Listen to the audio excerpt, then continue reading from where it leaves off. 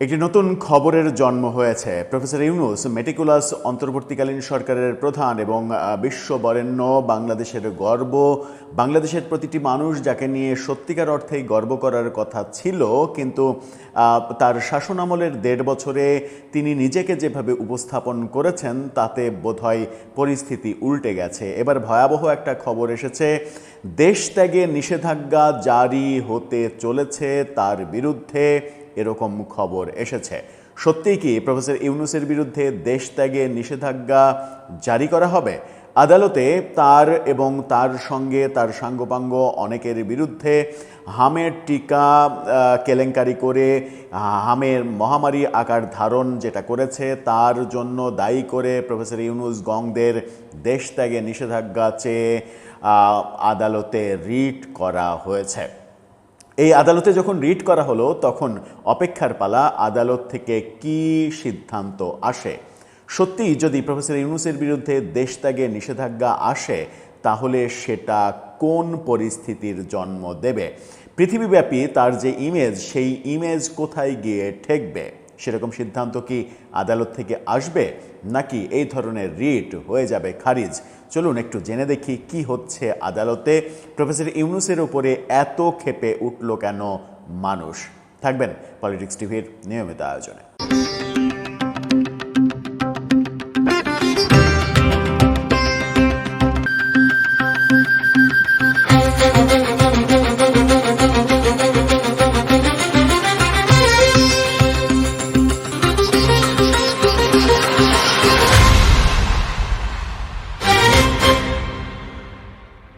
দর্শক, বলছিলাম meticulous professor ইউনূসের বিরুদ্ধে এবং তার সঙ্গে আরও ২৪ জনের বিরুদ্ধে দেশ ত্যাগে নিষেধাজ্ঞা চেয়ে রিট করা হয়েছে। অপেক্ষা আদালতের সিদ্ধান্তের। আদালত কি প্রফেসর ইউনূস ব্যাপারে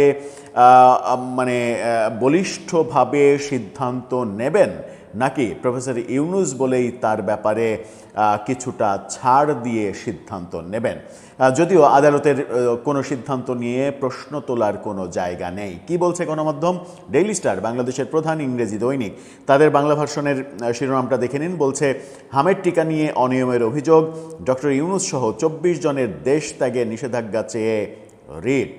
এটা যদি নাও ঘটে, আদালত যদি এই রিটের জবাবে সিদ্ধান্ত নাও দেন যে তার দেশ ত্যাগে নিষেধাজ্ঞা জারি করা হলো, তবুও এটা প্রফেসর ইউনূসের এটা একটা চূড়ান্ত পতনের বার্তা, মানসম্মানের পতনের বার্তা।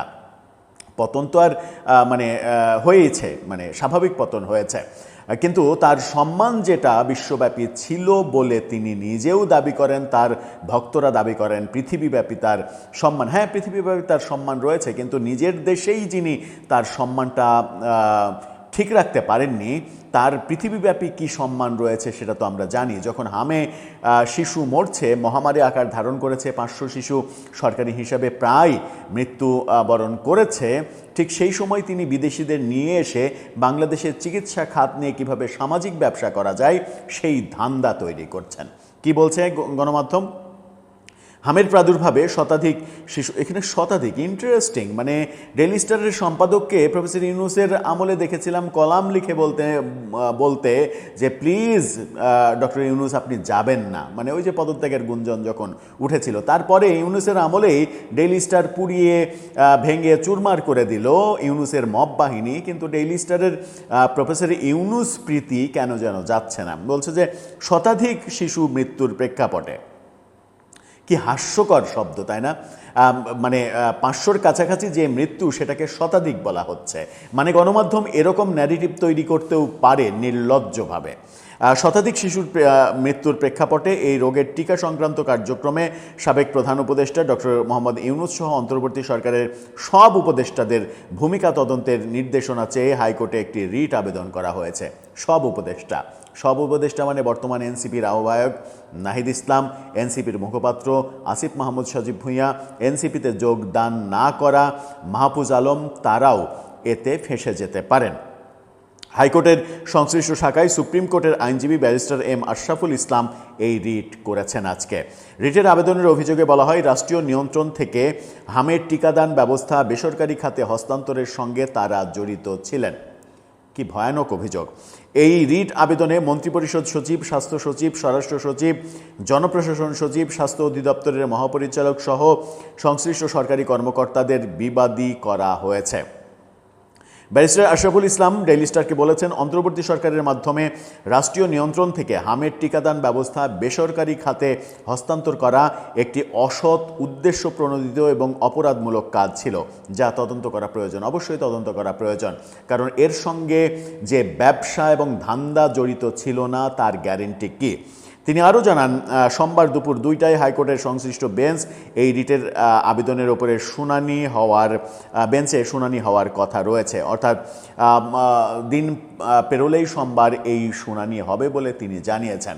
এখন অপেক্ষা হাইকোর্ট এই শুনানি শেষে কী নির্দেশনা দেন, কী সিদ্ধান্ত দেন।